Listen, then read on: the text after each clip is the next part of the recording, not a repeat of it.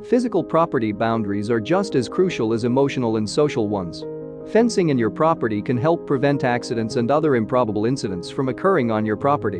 One Reddit user related how their neighbors had convinced their police officer father to construct a fence around their property.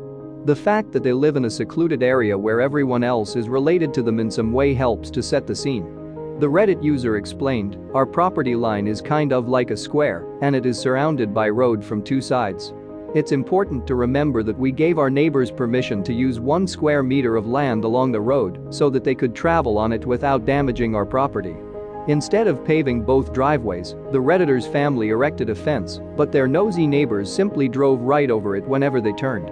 According to the Redditor, "One day my neighbors order a massive truck filled with tons of wood. The trucker breaks our fence and drives through our yard.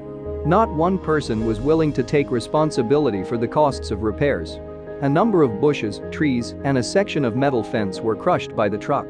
3 vehicles were damaged when a police officer decided to dig up the property line marker and fill the disputed territory with rock-filled barrels after observing the neighbors drive over the property for 6 hours without stopping.